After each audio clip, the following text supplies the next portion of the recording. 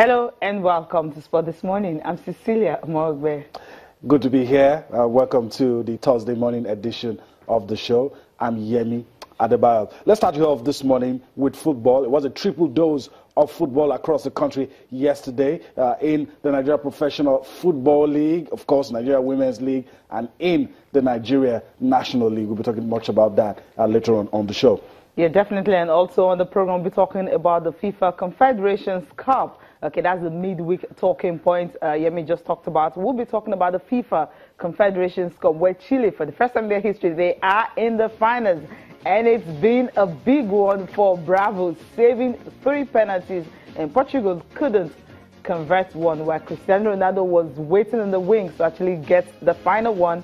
It was all over. He didn't get his turn. Yeah, that's it. And the hero of the moment, Claudio Bravo. But again, another spectacle to behold tonight. The second semi-final, Germany taking on Mexico. We'll see where all that pans out. Youth against experience. We'll be talking much more about that later.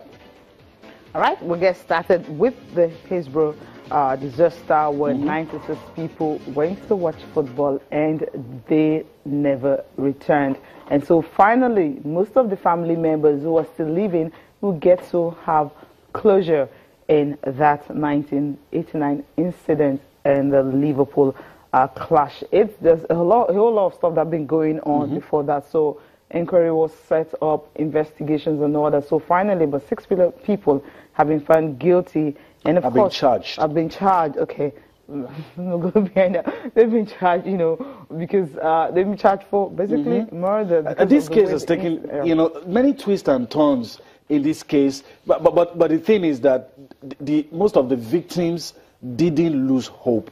They kept on, and you know, like you talked about the inquiry, and you know, the tables were turned so many times. But for some of them, like you said, they are feeling that now they get closure. You have 6 key people have been charged in this case. Now we will see what happens. But to even get to this level, you know, you have a man that lost 2 daughters on the day. Yeah. You had, you know, people. I mean, all varying degrees of losses. It was a tragedy, and many years down the line, they kept on investing. I mean, I'm proud of the people of the United Kingdom, the setup that ensured that no matter how long it took, that somehow justice. So it's left to the courts now to determine the role played by those 6 people that have been charged, and we'll see what happened. It's a day, Hillsbrough, this disaster, it's a day that will never be forgotten.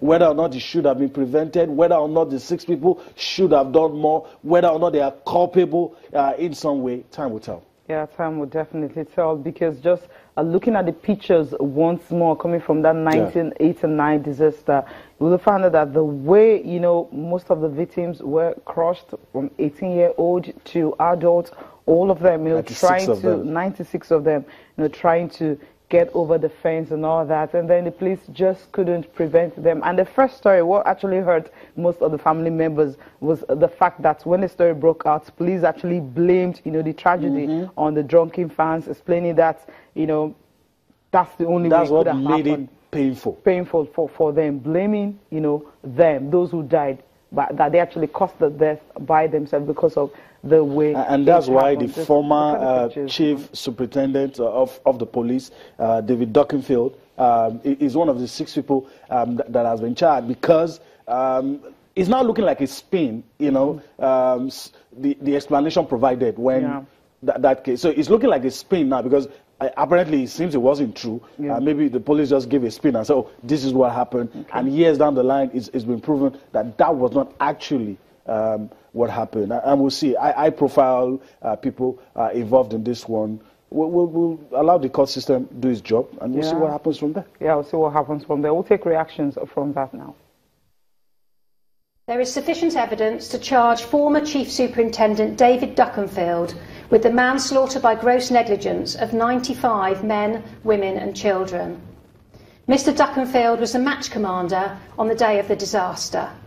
We are unable to charge the manslaughter of Anthony Bland, the 96th casualty, who died almost 4 years later.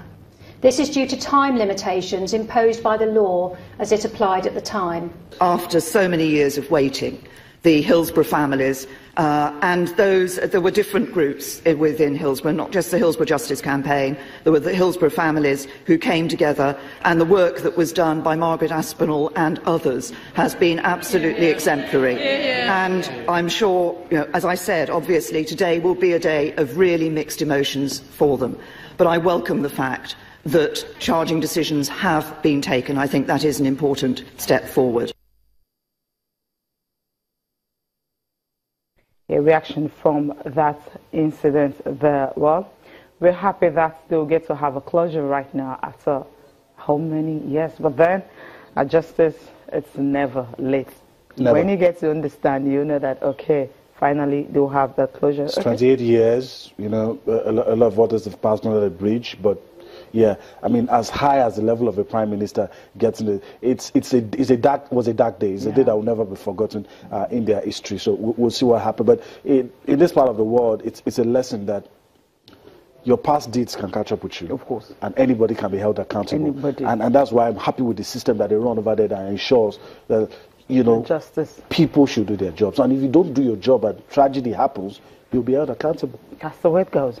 Okay, we'll talk tennis now, talking about the seedings for Wimbledon for the men and the women. Expectedly, we have the top four, the big four.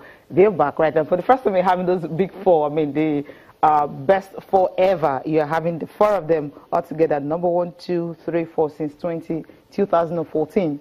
We haven't had Andy Murray, Novak Djokovic, Roger Federer, and Rafael Nadal. It's always been Roger Federer in their elements. Yeah. So the four of them now seeded for the top four. You have Stan Wawrinka. Well, he dropped to 5th in this one. Milos Raonic is 6th according to the seedings. Then followed you by have Marin Cilic, yeah. Dominic Thiem,